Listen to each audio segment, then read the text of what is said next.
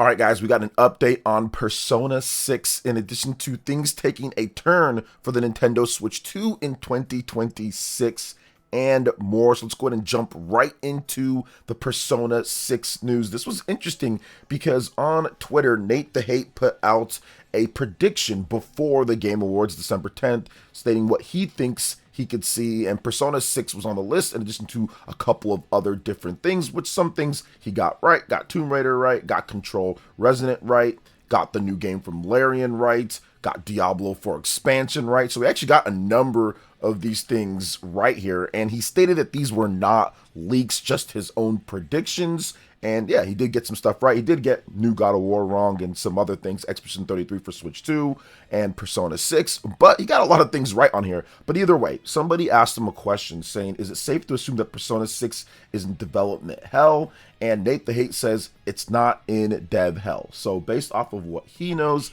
he doesn't think that there's some type of massive issue with Persona 6. He also states in the thread that the Persona 4 revival or the remake of Persona 4 is developed by Tose, so there's not a conflicting or packed schedule when it comes to the developers that are working on these two games, because they did do some outsourcing from Tose, which is one of the biggest ghost developers, they're called, where they're just kind of silent developers that a lot of companies hire to work on games in the background. So it does seem like things are going to be okay on that front, because a lot of people are saying, where's Persona 6 at? You know, it's been 10 years now at this point since Persona 5. They've just been re-releasing Royal a number of times over the years and all sorts of spin-offs. We've gotten everything with Persona 5 except for the announcement of Persona 6. So some people are getting a bit impatient with that, but I do think that we clearly saw when it comes to Persona 5 how long they were going to milk Persona 5. And when Persona 6 is ready, they will definitely announce Persona 6. And it'll probably be the announcement of an announcement, like the Atlas special, like always. But yeah, it's not in development hell at all. There's not any issues so far with Persona 6 that at least Nate can determine here. And I think that once Atlas gets kind of everything together and they're ready to show off the game, they will. They've been working on this game for a while now. We know that Persona 6 has been in development for a bit, and I think that they want to make sure that everything is perfect. They have a huge game to live up to when it comes to Persona 5. There's so many different things that have changed from the development of Persona 5 to Persona 6. They've jumped up a couple generations. They kind of skipped the PlayStation 4 generation with Persona just because, listen, guys, all the games that came out, like Persona 5, that's a PS3 game. That's where it started. Then it was kind of like ported to PlayStation 4, and they've essentially just ran with that. They didn't really have a game built specifically when it comes to Persona, built specifically for the PlayStation 4 overall. So I think that jumping from the PlayStation 3 to the PlayStation 5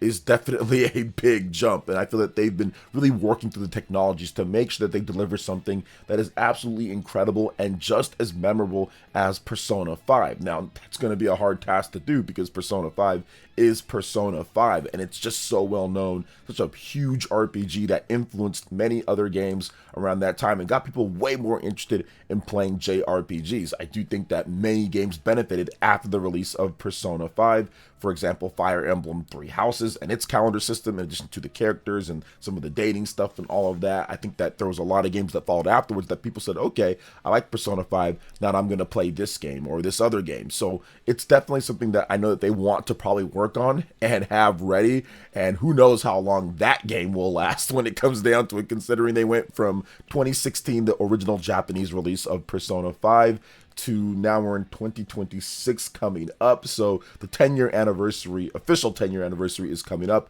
The game launched in 2017 in the US, early 2017. So yeah, it's definitely interesting when it comes to what they plan on doing with Persona 6, but I've got super faith in them. I think that it's going to be a great game when they finally do decide to put that one out, because I've been playing Atlas's games over the years and they've pretty much had banger after banger when it comes to like Metaphor Refantasio or SMT5 Vengeance. They've had some fantastic games overall, so I'm guessing that they're putting a lot of time and effort into both of these games when it comes to the remake of Persona 4, which Tosei is developing that one as well, and Persona 6, which is probably going to be their main focus, making sure that Persona 6 in 2026 is incredible. So we'll see if they kind of play off that a little bit as well with marketing or an announcement with the 6 and everything. So what do you guys think when it comes to Persona 6 and what's happening here? It looks like things are still going according to plan, according to Nate the Hate.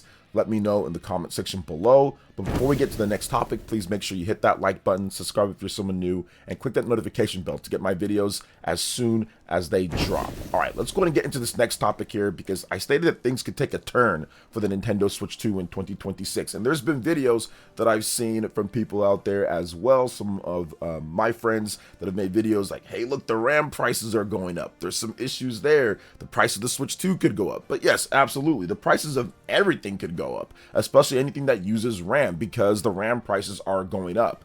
And what I will say with that is that we have to kind of wait and see, because we don't know what type of deals that Nintendo gets or any of these companies get when it comes to RAM and manufacturing. We don't know how long they've been locked in with the prices or how much stock they have when it comes down to that. So we kind of have to wait and see. But the other thing, in my opinion, that I think is also going to kind of turn the tide or change things is that in Japan, stock is continuing to be more regular now. Now, for the whole year, when it comes to the Switch 2, there's been stock pretty good overall. There was some issues at the beginning here in the West where you couldn't find it, while people were going in and snapping up the units. Nintendo was restocking fast, and that's the reason why the Nintendo Switch 2 is the fastest selling console of all time, is because Nintendo's been pretty good with stocking the system.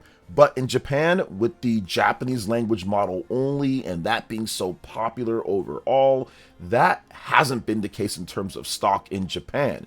That's been a lot more sparse, where people have not been able to walk into stores and just buy a Nintendo Switch 2 like they can in many other places in the West. But things are changing on that front as well. Genki on Twitter, who is in Japan and of course is bilingual, he speaks a lot about Japanese developers and different things like that. And he stated that the Switch 2 is finally in stock at many Japanese retailers. Until recently, it has been near impossible to walk into a store and buy one. Demand is still high, and I saw quite a few people lining up to buy one. With the extra availability over the holidays, the sales will go crazy in Japan.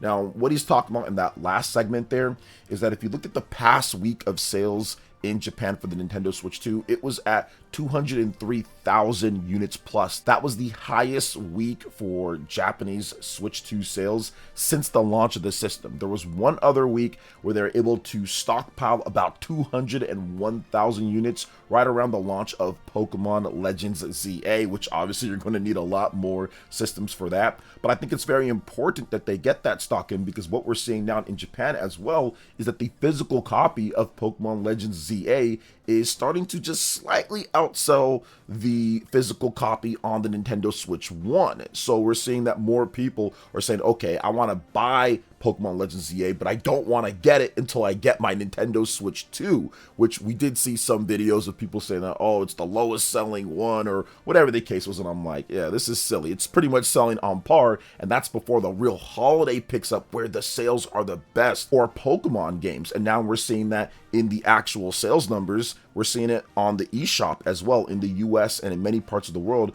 Pokemon Legends ZA is in the top 3 in pretty much every single region. It's not leaving, and in some places it is number 1 in terms of the best selling Nintendo Switch 1 game, and of course one of the better selling Nintendo Switch 2 games. So what we're seeing is that more and more people in the holiday are picking up Pokemon Legends ZA and finally getting a chance, at least in Japan, to pick up a Nintendo Switch 2 without too many problems. And I've also seen a number of posts from Japanese gamers on Twitter saying that they're finally able to buy one, and I'm hoping that Nintendo can keep this stock and momentum up throughout the end of the year. It's going to be a big holiday overall.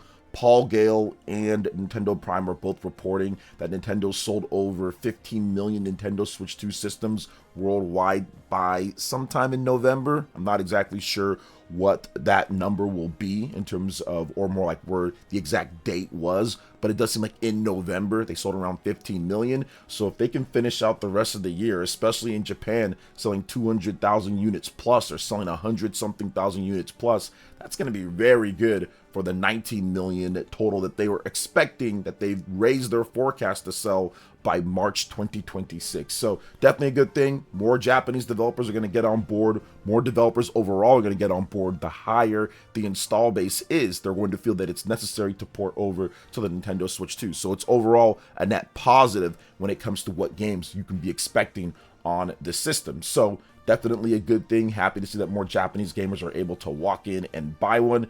People are lining up, man. 6 months afterwards, people still lining up for this. But like I said, stock is getting better in Japan. So what do you guys think about this? Let me know in the comment section below. But now we're going to move on to something that happened that was very interesting with Tomb Raider Definitive Edition on the Nintendo Switch 2. And the game was also on the Nintendo Switch 1. And people were kind of looking at it and saying, wait a minute, hold up. This game doesn't look as good as the PlayStation 4 re-release of the game. This is a 2013 game over from the Xbox 360, PS3. Why does it not look better than the PlayStation 4 version of the game on the Nintendo Switch 2? Well, Asper actually talked about that recently in an interview, and they said this: the speculation has some truth to it when it comes to the Switch 1 just ported over to the Switch 2. There is some truth to that, though the reality is much more nuanced. The core structure is based on a flexible code branch that allowed us to efficiently target the original Switch's architecture, which was critical for making it a simultaneous launch across both consoles. For the Switch 2 version, we didn't just bump the resolution, we used the new hardware's capabilities to push for a stable 60 frames per second, while a few of the more complex graphical features from the PlayStation 4 Xbox One release weren't prioritized over achieving that rock-solid performance. The result is beautiful, highly playable version that feels fantastic in your hands. We believe performance and fluidity are paramount for a portable experience. Now, Reese also confirmed that Asper intends to, quote, make game improvements via patches over time so that the game can be the best possible experience for all players. It's unclear what those will actually be, but I want to talk about this because I felt that this was the case overall, that they essentially took the Nintendo Switch 1 version and the architecture with that and said, you know what, it'd be easier for us to actually just take this, make sure that it runs perfect on the Nintendo Switch 2 and maybe make a few enhancements here and there, but the biggest thing was essentially just getting that game running perfect on the Nintendo Switch 2 when it comes to the frame rate, and of course having an easier time architecture-wise from Switch 1 to Switch 2 with the ARM architecture and NVIDIA than simply taking the PlayStation 4 or Xbox One code and those features and how it doesn't run perfect on those systems. It definitely looks nicer for sure, but it does not run at 60 frames per second rock solid. There are frame rate dips and issues performance-wise on the PS4 and Xbox One versions of the games. Heck, even if you take that PS4 version and run it via backwards compatibility on the PlayStation 5, you still run into those same issues. So it's definitely from a code situation and porting that would have caused some issues overall and probably not have a simultaneous launch when it comes down to it. So I can understand what he's saying there. I still think that the Switch 2 version should have looked a bit better, but I get it from where they're coming from the architecture standpoint and getting the game on Switch 1 and Switch 2 and getting it to the biggest audience possible for Nintendo gamers, which is of course Switch 1 and Switch 2, and in terms of when you're launching and all that. So it makes sense and I understand what they're saying. I'm hoping over the course of the next number of months they can release some patches to make things look a bit better and take advantage of the Nintendo Switch 2, because we did get 2 new Tomb Raider games announced when it comes to a brand new Tomb Raider game and a remake or reimagining of the original Tomb Raider game. So I do think that of course if Tomb Raider does well, they're going to be looking to get more work and of course get a port of those Tomb Raider games on the Nintendo Switch 2, which I do think that those games are going to come over. Maybe those will be announced at a Nintendo Direct. They were announced at the Game Awards, but I do think that those are possible to be announced at a Nintendo Direct down the line or later, probably a later port for those games. But either way, I'm just happy to see Tomb Raider when it comes to this game. This was something that I felt should have been on the Wii U back in the day, so it's cool to see it at least on the Nintendo Switch 2 running flawlessly for the most part when it comes to performance. So what do you guys think about this here, and what do you think about the new Tomb Raider games that were announced as well? Let me know in the comment section below. All right, next up, we're going to talk about this Metroid Prime 4 Nintendo Switch 2 eShop situation, because Metroid Prime 4 is still at the top. We are a week plus out from launch. It launched on December 4th, and it is still #1 on the eShop charts, which this might be the longest that we've ever seen a Metroid game stay at #1. I'm not really sure. Metroid games come out so infrequently at times, especially Metroid Prime. It was big in the 6th and the 7th generation, but then kind of taken a break when it comes to Metroid Prime. So it's cool to see Metroid Prime and a mainline game at the top of the board amongst the big games like Kirby Air Riders, Pokemon Legends ZA, Donkey Kong Bonanza, Mario Kart World, Octopath Traveler, all sorts of cool stuff. But yeah, Metroid Prime 4 is still at the top there. Definitely a good thing to see that, because people were a bit mixed when it comes to the reviews. Definitely not overly negative. It has an overly positive score, but people were definitely mixed in terms of what people were saying online and also other things, in addition to the graphics, all sorts of stuff, because Digital Foundry just came out and stated that the game is one of the best looking games for 2026. So this is just wild in terms of how some people can spam certain things like the desert and all that and not show off other things, and then people with the technical knowledge and with the analyzation tools and all that say, oh no, it actually looks pretty good in all these other areas. But yeah, it's just good to see, man, because once again, like, I think with Metroid Prime 4 and with Retro Studios, I think that this is just the beginning. I think that they're going to build off of this, and they're going to build a Switch 2 specific Metroid Prime 5 that I feel is going to be really, really good, and build off of some of the issues that maybe were in this game, and they would fix those, and they would say, hey, we've got this. Now that they really got the team set in place, their first real release in so long. It has just been a really long time since we've seen a release from Retro Studios. So I'm happy that they just got the game out, and it's just something that's doing well there. When it comes to the actual new releases, it is number 6 on Amazon, so it's doing okay there. And if you're looking at Nintendo Switch 2 specific charts, it is number 4. So definitely a good thing overall when it comes to Metroid Prime 4 Beyond. Looks like it's selling okay. We'll get numbers probably in February when Nintendo goes over their million sellers for the quarter and all of that. So what do you guys think when it comes to everything that we talked about here? A lot of discussion topics. Let me know in the comment section below. All right, guys, that wraps it up for this video here. Thank you so much for watching. I do appreciate it. Please make sure you hit that like button, subscribe if you're someone new, click that notification bell, and check out my other Nintendo Switch 2 RPG content and more right here on screen. Thanks for watching, and we'll catch you guys for the next one. Peace.